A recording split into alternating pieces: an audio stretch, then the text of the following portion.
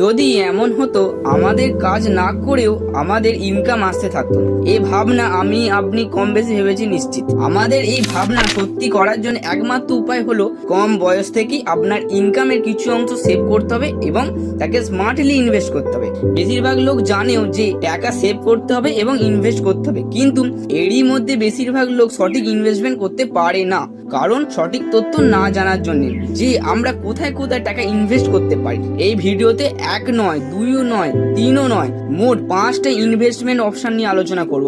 এই ইনভেস্টমেন্ট প্ল্যানে টাকা বিনিয়োগ করার জন্য খুব ইনকামের প্রয়োজন নেই, সাধারণ মানুষ এই ইনভেস্টমেন্ট প্ল্যানে বিনিয়োগ করতে পারে। তাহলে আর সময় নষ্ট না করে চলুন ভিডিওটা শুরু করি। আমাদের লিস্টে প্রথম ইনভেস্টমেন্ট প্ল্যানটি হলো ডাইরেক্ট ইকুইটিতে বিনিয়োগ করা, মানে শেয়ার মার্কেটে। তবে শেয়ার মার্কেটে হাই রিস্ক ও হাই রিটার্ন থাকে, মানে শেয়ার মার্কেটে টাকা বিনিয়োগ করলে প্রচুর পরিমাণে ঝুঁকি থাকে, তার সাথে সাথে প্রচুর পরিমাণে রিটার্নও পাওয়া যায়। আপনি যদি ভালো কোম্পানি বা বড় কোম্পানিতে টাকা ইনভেস্ট করতে পারেন তাহলে আপনার টাকা ডবল হতে পারে। তবে 1 থেকে 2 বছর সময়ের জন্য ইনভেস্ট করলে আপনার লস হওয়ার চান্স বেশি থাকে। আর যদি 9 থেকে 10 বছর সময়ের জন্য ইনভেস্ট করেন তাহলে আপনার টাকা ডবল হওয়ার চান্স খুব বেশি হয়ে দাঁড়ায়। তাহলে যারা কম সময়ের জন্য ইনভেস্টমেন্টের কথা ভাবছেন তাদের জন্য শেয়ার মার্কেট নয়। যারা শেয়ার মার্কেটের সম্বন্ধে বুঝতে পারছেন না এবং কম সময়ের মধ্যে ভালো রিটার্ন পেতে চান তাদের জন্য মিউচুয়াল ফান্ড। শেয়ার মার্কেটে আপনি পার্সোনালভাবে অ্যানালিসিস করার পরই শেয়ার কিনতে পারেন, আর আপনি যদি সঠিকভাবে অ্যানালিসিস করতে পারেন না তাদের জন্য মিউচুয়াল ফান্ডে বিনিয়োগ করাই সেও হবে। মিউচুয়াল ফান্ড কোম্পানি আমাদের কাছ থেকে টাকা নিয়ে সম্পূর্ণভাবে মার্কেট অ্যানালিসিস করার পর এরা শেয়ার মার্কেটে ইনভেস্ট করে। তবে এখানে দক্ষ থেকে দক্ষ মার্কেট অ্যানালিস্ট ব্যক্তি বসে থাকেন।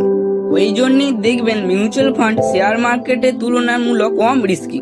মিউচুয়াল ফান্ডে বিনিয়োগ করার সময় আপনাদের একটা বিষয় মাথায় রাখতে হবে যে আমাদের ইন্ডিয়ায় অনেক ভুয়ো মিউচুয়াল ফান্ড থাকে, যারা টাকা নিয়ে তারপর উধাও হয়ে যায়। তাই কোনো মিউচুয়াল ফান্ডে বিনিয়োগ করার আগে সেই মিউচুয়াল ফান্ডটি গভর্নমেন্ট অ্যাপ্রোপ্রিয়েট আছে কিনা এবং তার সঙ্গে সঙ্গে কোম্পানি হিস্ট্রি সম্বন্ধে জেনে নিয়েই তবে কোনো মিউচুয়াল ফান্ডে বিনিয়োগ করবেন।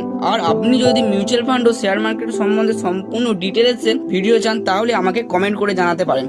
তৃতীয় নম্বরে আছে এফডি। এফডি মানে ফিক্সড ডিপোজিট। এখানে অনেকে বলবেন দাদু ঠাকুমার আমলে ইনভেস্টমেন্ট প্ল্যান, কিন্তু যারা হাই রিস্ক নিতে পারবেন না তাদের জন্য এফডি। এফডিতে আপনার টাকা সম্পূর্ণভাবে সুরক্ষিত থাকে এবং তার সঙ্গে সঙ্গে নির্দিষ্ট হারে রিটার্নও পাওয়া যায়। এফডি একটা সময় কাজে লাগবে, যখন আপনার পরিবারে কোনো দুর্ঘটনা দেখা দেবেন তখন আপনি যখন ইচ্ছে টাকাটা ব্যাংক থেকে তুলে নিতে পারবেন। এইরকম দুর্ঘটনার সময় এফডিতে ইনভেস্ট করে রাখা থাকলে আপনি প্রয়োজনে ব্যবহার করতে পারবেন। তাই এফডিতে ইনভেস্ট খুব একটা খারাপ পরিকল্পনা হবে না। চতুর্থ নম্বরে আছে আমার আপনার প্রিয় গোল্ডতে ইনভেস্ট। সোনা এমন সম্পদ খুব দ্রুত দাম বেড়ে যায় এবং খুব দ্রুত দাম কমেও যায়, তাই মিডিয়াম রিস্ক ও মিডিয়াম রিটার্ন ইনভেস্টমেন্ট প্ল্যান। তবে আমাদের এটা মাথায় রাখতে হবে সোনা চুরি হয়ে যাবার মতনও ঝুঁকি থাকে। তাই বর্তমান যুগে আপনি সরাসরি সোনা না কিনে আলাদা আলাদাভাবে সোনা ইনভেস্ট করতে পারেন, যেমন ডিজিটাল গোল্ড ইটিএফ, গোল্ড মেরি বন্ড। আমাদের লিস্টের শেষ ইনভেস্টমেন্ট প্ল্যানটি হলো রিয়েল এস্টেটে ইনভেস্ট।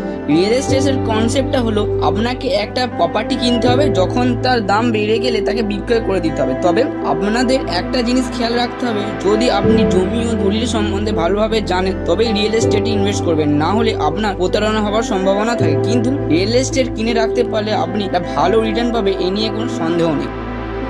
যদি রিয়েল এস্টেট সম্বন্ধে ডিটেলসে ভিডিও চান তাহলে আমাকে কমেন্ট করে জানাতে পারেন। এই 5টি ইনভেস্টমেন্ট প্ল্যানের মধ্যে আপনার কোন ইনভেস্টমেন্ট প্ল্যানটি ভালো লাগলো তা কমেন্ট করে জানাতে ভুলবেন না।